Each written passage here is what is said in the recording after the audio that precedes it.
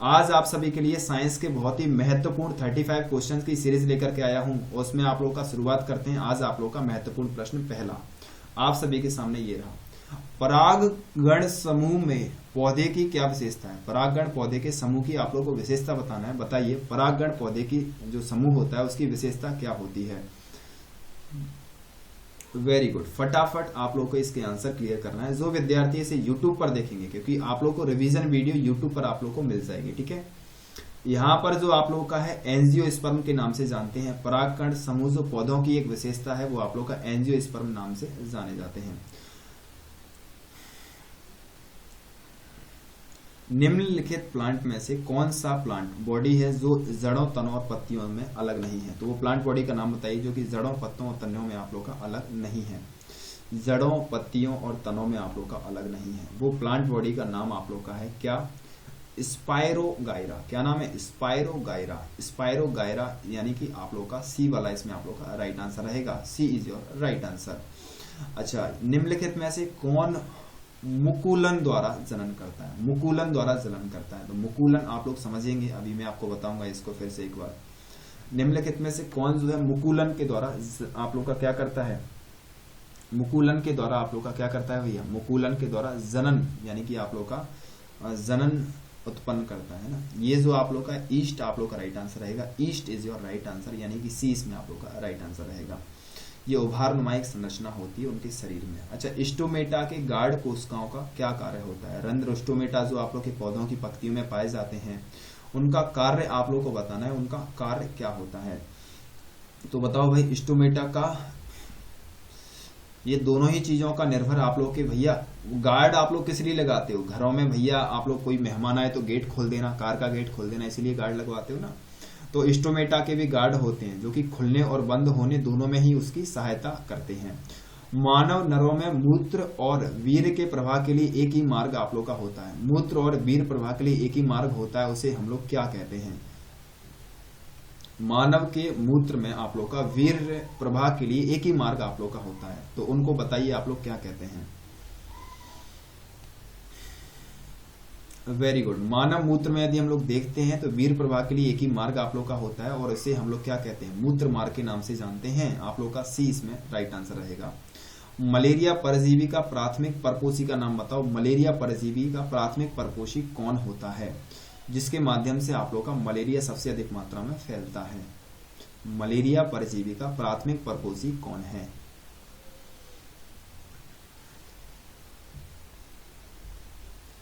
Very good. Malaria परजीवी का प्राथमिक परपोषी आप लोग का मादा एनाफिलिस, जिसको हम लोग मादा एनाफेलिज वगैरह कुछ भी कहते हैं, तो इसको अच्छे से देख लो। एनाफिलिस आप लोग का होता है। एनाफिलिस आप लोग का होता है, ठीक है।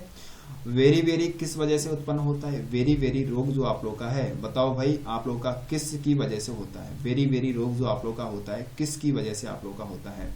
वेरी वेरी रोग आप लोग का विटामिन B1 की कमी से होता है या V की अधिकता से होता है? पोल में बोल दूंगा, ठीक है। C की अधिकता से होता है या C की कमी से होता है?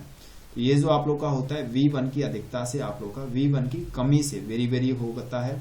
विटामिन A की कमी से रतौंधी आप लोग का होता है। B से वेरी वेरी, C से स्कर्वी, D से आप लोग का रिकेट्स आप लोग का होता है, ठीक है। आप लोग को बताना है में विटामिन D सबसे ज्यादा होती है, तो बताओ भाई किसमें आप लोग का विटामिन D सबसे ज्यादा मात्रा में आप लोग की होती है? विटामिन D सबसे अधिक मात्रा में किसमें होती है? विटामिन D सबसे अधिक मात्रा में किसमें होती है? बहुत ही आसान प्रश्न है और अच्छे से आप लोग इसका आंसर दे सकते हैं। मछली का तेल, जिसको हम लोग कॉड लिवर तेल के नाम से भी जानते हैं, मछली का तेल या जिसे हम लोग कॉड लिवर तेल के नाम से भी जानते हैं, उसमें विटामिन D सबसे अधिक मात्रा में होता है।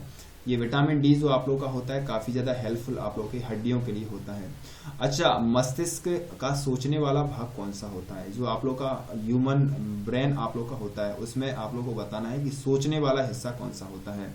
तो आप लोग का मेड्यूला, अग्र मस्तिष्क, मेरुरज्जु या मध्य मस्तिष्क? तो भैया सोचने वाले की बात की जाए तो सोचने वाला जो आप लोग का होता है वो आप लोग का कौन सा होता है भैया? अग्र मस्तिष्क आप लोग का होता है, यानी कि V इसमें आप लोग का राइट आंसर रहेगा।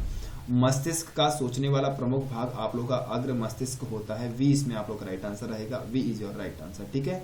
अग्र मस्तिष्क जिसको हम लोग कहते हैं, स्पेशली ह्यूमन ब्रेन को हम लोग को 3 भागों में कैटेगराइज किया गया है। ह्यूमन ब्रेन को हम लोग 3 भागों में कैटेगराइज करते हैं, ठीक है। हाँ बिल्कुल, अग्र मस्तिष्क, मध्य मस्तिष्क और पश्चिम मस्तिष्क आप लोग कह सकते हैं इसको और देख भी सकते हैं। ठीक है, प्रामस्तिष्क जो रहता है वो अग्र मस्तिष्क का एक हिस्सा होता है। सामान्यतः आप लोग को कंट्रोल करने में इसी का महत्वपूर्ण योगदान होता है। याददाश्त को भी यही जो है नियंत्रित करता है कि कब किससे आप लोग को मिलने के लिए जाना है। ठीक है, अच्छा, प्रत्येक न्यूट्रॉन एक साइटोन से निर्मित होता है जिसमें कई छोटी छोटी शाखाएं निकलती हैं जिन्हें आप लोग क्या कहते हैं। ह्यूमन बॉडी में न्यूरॉन जो रहते हैं, न्यूरॉन ही भैया सब कुछ कह सकते हैं कि सब कुछ मेंटेनेंस सिस्टम यही रखते हैं, सब कुछ डाटाबेस न्यूरॉन ही रखते हैं। तो न्यूरॉन आप लोग का एक साइटोन नाम की सेल बॉडी होती है, उससे आप लोग को उत्पन्न होते हैं। इसमें कई छोटी छोटी शाखाएं निकलती हैं, छोटी छोटी शाखाओं को हम लोग दुमिकाएं कहते हैं। ये दुमिकाएं ही आप लोग का इधर उधर से जानकारी को इकट्ठा करती हैं और वहां तक संग्रह करने का कार्य जो है करती हैं। ठीक है, अच्छा, नीचे दिए गए 4 विकल्पों में से 3 किसी विशेष तरीके से संबंधित हैं और उस विकल्प का आप लोग चयन करें जो दूसरों से भिन्न या बेमेल आप लोग का है। तो भैया दूसरों से भिन्न या बेमेल जो आप लोग का है वो कौन सा है आप लोग को बताना है। तो ये रहा आप सभी का पोल कि नीचे दिए गए 4 विकल्पों में से 3 किसी विशेष तरीके से संबंधित हैं और एक आप लोग का संबंधित नहीं है, बेमेल आप लोग का है। तो ये जो आप लोग का है शुतुरमुर्ग आप लोग का है, शुतुरमुर्ग। ये सारे के सारे आप लोग का देखा जाए सरीसृप, स्तनधारी और ये पक्षी आप लोग का अलग वर्ग में आते हैं और शुतुरमुर्ग जो आप लोग का है वो अलग वर्ग में आप लोग का आता है। अच्छा, कौन सा जंतु गर्म रक्त वाला है। तो भैया कौन सा जंतु है जो कि इसका रक्त जो है खून आप लोग का गर्म है। तो आप सभी को पता है, कल ही मैंने आपको बताया था कि पक्षियों का रक्त सबसे ज्यादा गर्म आप लोग का होता है। तो यहाँ पर आप लोग का कबूतर, एक ही पक्षी आप लोग को दिख रहा है, कबूतर आप लोग का दिख रहा है। यहाँ पर आप लोग को मतलब कंपटीशन के अकॉर्डिंग नहीं, आपको उसी बेस पर लगाना है जो मैंने आपको कल बताया था कि पक्षियों का रक्त जो है बहुत ज्यादा गर्म होता है। अगला, यदि आप लोगों से पूछा जाए एस्टर में गंध होती है, तो एस्टर में आप लोग बताइए किस प्रकार की गंध आप लोग की होती है। एस्टर में कैसी गंध आप लोग की होती है, एस्टर में आप लोग को बताना है किस प्रकार की गंध आप लोग की होती है। ठीक है, तो बता दीजिए क्या आप क्लास में मौजूद हैं। यदि मौजूद हैं तो अपनी उपस्थिति दर्ज करें। एस्टर आप लोग का गंध कैसी होती है, फलों, देखा जाए फलों की जैसी गंध आप लोग की होती है। एस्टर में आप लोग का फलों की जैसी गंध आप लोग का होती है। एस्टर में से गंध आती है, ये बात आपको समझ में आ चुकी होगी। ठीक है, अब निम्नलिखित में से किसका प्रयोग इत्र बनाने के लिए किया जाता है। तो इत्र बनाने के लिए किसका यूज किया जाता है, ये रहा आप सभी का पोल। एथेनोइक अम्ल, मिथेन, एस्टर या एथेनॉल। क्रम से ही मैं पोल बोलता जाऊंगा, काफी सारे विद्यार्थियों को स्लाइड नहीं आ रही है। तो यदि बात की जाए इत्र बनाने, एक साथ देखा जाए तो एस्टर का यूज हम लोग करते हैं इत्र बनाने के लिए। इत्र आप लोग का सुगंधित आप लोग का होता है। एस्टर आप लोग का इत्र बनाने के साथ साथ स्वाद एजेंट के रूप में भी इसका यूज करते हैं। बात करें यदि एथेनॉल की, तो शराब और ईंधन बनाने के लिए इसका यूज किया जाता है। एथेनोइक अम्ल आप लोग का सिरका बनाने के लिए यूज किया जाता है, ये आप लोग को याद रखना है। ठीक है, अच्छा, साबुन का सामान्य सूत्र क्या होता है, बताइए भाई। साबुन का सामान्य सूत्र आप लोग का क्या होता है, साबुन का सामान्य सूत्र आप लोग का क्या होता है। तो what is the general formula of soap, तो बता दीजिए साबुन का सामान्य सूत्र आप लोग का क्या होता है। बहुत ही शानदार, बढ़िया आंसर आप लोग दे रहे हैं। साबुन के सामान्य सूत्र जो आप लोग का होता है वो RCOONA। यदि आप लोगों से धावन सोडा का फॉर्मूला पूछा जाए तो सोडियम कार्बोनेट आप लोग लिख देना Na2CO3। नहीं भैया, आप लोग का सोडियम वाई कार्बोनेट और sodium carbonate, calcium bicarbonate और कैल्शियम कार्बोनेट, इनमें कंफ्यूजन आप लोग को बहुत ज्यादा होता है। तो आप लोग इनको आसानी से धीरे धीरे, अगला प्रश्न है उसमें देख लेना। ठीक है, वेकिंग सोडा आप लोग का, वेकिंग सोडा आप लोग को बताना है वेकिंग सोडे का फॉर्मूला क्या है। तो what is the formula of waking soda.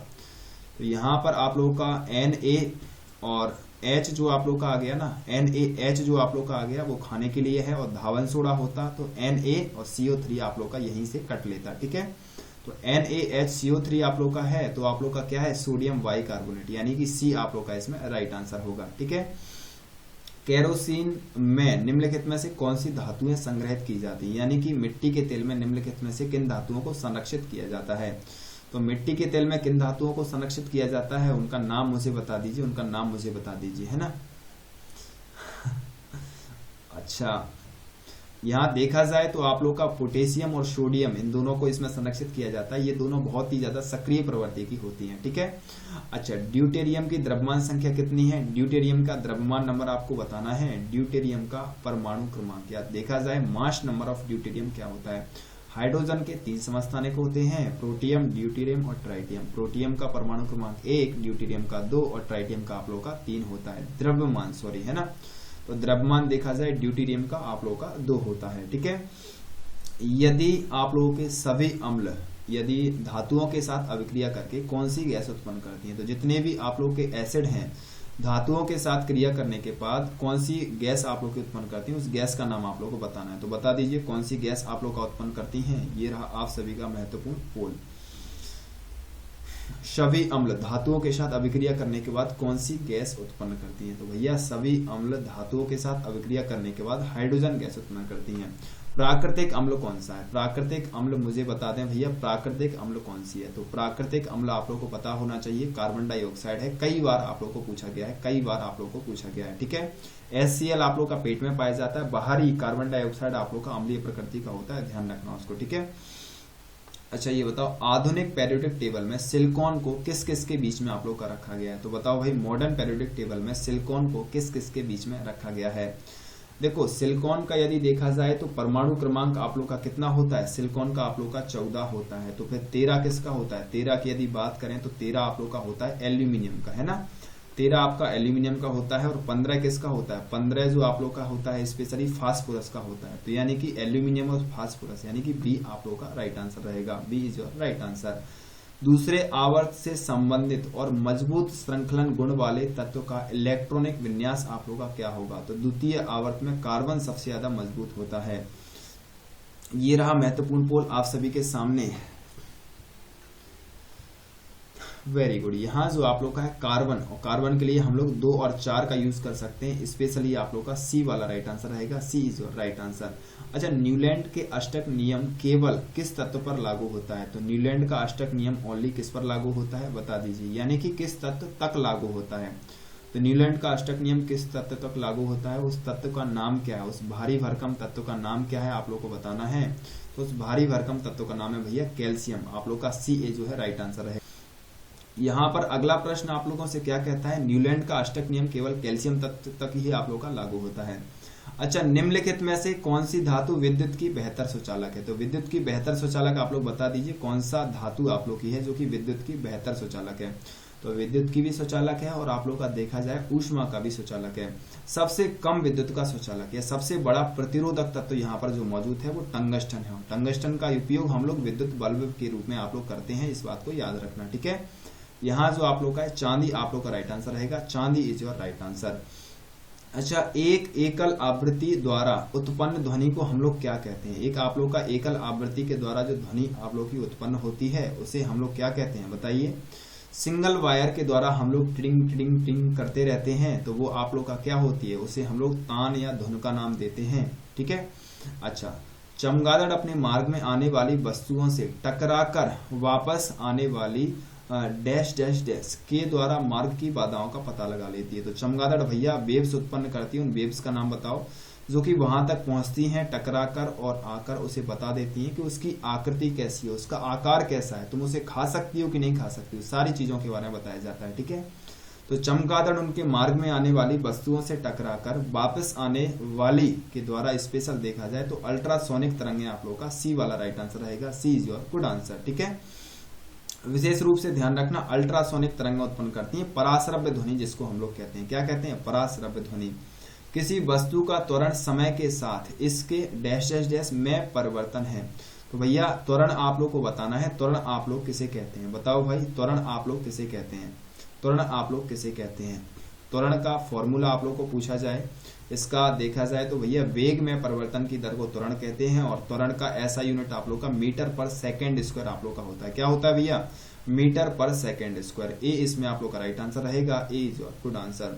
निम्नलिखित में से कौन सी एक वेक्टर मात्रा, तो भैया वेक्टर यानी कि आप लोग का होता है सदिश, और सदिश बताओ भाई आप लोग का क्या है, सदिश बताओ भाई आप लोग का कौन सा है। वेरी गुड, बहुत ही शानदार, सभी लोगों का दिल से स्वागत, पधारिए जल्दी जल्दी आप लोग, है ना। यहाँ जो देखा जाए वेग जो आप लोग का है वो सदिश राशि आप लोग की है, डी आप लोग का राइट आंसर रहेगा, D is your good answer, D इसमें आप लोग का राइट आंसर रहेगा। ठीक है, अच्छा ये बताइए ऑक्सीजन अणु, ऑक्सीजन अणु आप लोग को बताना है, ऑक्सीजन अणु के बीच में कितना बॉन्ड आप लोग का होता है, ऑक्सीजन अणु में कितना बॉन्ड आप लोग का होता है। यहाँ जो आप लोग को बताना है ऑक्सीजन अणु, तो ऑक्सीजन अणु में भैया आप लोग का एक दोहरा संयोजक बंध यानी कि डबल बॉन्ड आप लोग का राइट आंसर रहता है, double bond in the sense, D is your right answer. निम्नलिखित में से कौन सा एक क्षारीय नहीं है? तो आप लोग को बताओ भाई, क्षारीय आप लोग का कौन सा नहीं है? तो निम्नलिखित में से कौन सा क्षारीय नहीं है? ये रहा पोल, निम्नलिखित में से कौन सा क्षारीय नहीं है? Sulphur, very good. सल्फर जो आप लोग का क्षारीय प्रकृति का नहीं होता है। अच्छा ये बताओ, जल में किसे रखा जाता है? भैया जल में किसे रखा जाता है? जल में किसे सुरक्षित किया जाता है? आप लोगों को ध्यान रखना है कि भैया सल्फर नहीं है, वो फास्फोरस होता है। आप लोग डगमगा जाते हो ऐसी चीजों को देख करके, ठीक है। अच्छा, रबड़ को ताकत प्रदान करने के लिए, इन द सेंस उसमें लोचकता लाने के लिए, नरम मुलायम रबड़ बनाने के लिए हम लोग किस प्रोसेस का यूज करते हैं? तो बहुत ही शानदार, बहुत ही इंपॉर्टेंट है आप लोग का कि रबड़ को लोच प्रदान करने के लिए आप लोग किसका यूज करते हैं? तो रबड़ को लोच प्रदान कर लिए वल्कनाइजेशन, यानी कि आप लोग का सी आप लोग का राइट आंसर रहेगा। C is your right answer. Vulcanization का यूज करते हैं रबड़ को लोच प्रदान करने के लिए। उत्तराखंड में कितने राष्ट्रीय उद्यान आप लोग के हैं? उत्तराखंड में कितने राष्ट्रीय उद्यान आप लोग के हैं? बहुत ही शानदार आप लोग के लिए मौजूदगी है। यहाँ जो आप लोग का है डी आप लोग का राइट आंसर रहेगा। D is your right answer. यहाँ पर डी आप लोग का राइट आंसर है। अच्छा ये बताओ, यहाँ पर आप लोग का जिम कॉर्बेट राष्ट्रीय उद्यान है, आप लोग का गोविंद पशु विहार, फूलों की घाटी, राजाजी राष्ट्रीय उद्यान, गंगोत्री राष्ट्रीय उद्यान, नंदा देवी, ये आप लोग के स्पेशली 6 आप लोग के वहां पर है। और ये कई बार पूछा जा चुका है कि फूलों की घाटी कहाँ पर आप लोग का है, ठीक है। अच्छा ये बताओ, प्रदूषण में सूचकांक एसपीएम महत्वपूर्ण क्या है? एसपीएम का फुल फॉर्म पूछा जाए कभी कभार, या एसपीएम आप लोग का क्या होता है? तो बताओ भाई क्या होता है? एमपी में आप लोग के 11 हैं। इस बात को मैंने 2-3 बार पुष्टि की है, लेकिन फिर भी आप लोग 12 कहते हो, तो मैं इसको एक बार और चेक करूंगा आज ही, ठीक है। यहाँ देखा जाए प्रदूषण में एसपीएम क्या होता है, तो एसपीएम जो आप लोग का होता है सस्पेंडेड पार्टिकुलेट मैटर आप लोग का कहलाता है। सस्पेंडेड पार्टिकुलेट मैटर, यानी कि बी आप लोग का राइट आंसर है। B is your right answer. अच्छा, मादा युग्मक में क्रोमोसोम की संख्या कितनी होती है? तो मादा युग्मक में क्रोमोसोम की संख्या, मादा युग्मक में क्रोमोसोम कितने जोड़ी होते हैं आप लोग को बताना है। तो बताओ भाई कितने जोड़ी आप लोग के होते हैं? ये रहा महत्वपूर्ण पोल। एक मादा युग्मक में क्रोमोसोम कितने जोड़ी होते हैं? तो मादा युग्मक में क्रोमोसोम की यदि हम लोग बात करते हैं तो ये आप लोग कितने जोड़ी होते हैं? 23 जोड़ी होते हैं। पुरुष में भी आप लोग का 23 ही होते हैं। ये दोनों की दोनों जगह आप लोग के 23 जोड़ी ही आप लोग के होते हैं। 20 में आप लोग का राइट आंसर रहेगा, ठीक है। अच्छा, जब एक धातु पानी के साथ अभिक्रिया करती है तो कौन सी गैस निकालती है? यदि वो धातु कोई भी धातु आप लोग का है और जो कि पानी के साथ क्रिया कर रही है तो कौन सी गैस आप लोग की निकलने वाली है? जाना कहीं नहीं है, अभी भी आप लोग के क्वेश्चन होंगे। 15 मिनट में 35 क्वेश्चन प्रीवियस आप लोग के बाकी हैं अभी, ठीक है। आप लोगों से कहना चाहूंगा, ये वीडियो आप लोग को YouTube पर दिख रही है। 17 मिनट में कंप्लीट 35 क्वेश्चन का रिवीजन आप लोग को प्रोवाइड किया जा रहा है। आप लोग चाहें तो मेरे साथ जुड़ जाइए, लगातार आप लोग को बने रहिएगा, ठीक है। और पसंद आए तो मित्रों के साथ शेयर और मेरे नाम का एक स्टेटस जरूर जोड़ देना, ठीक है।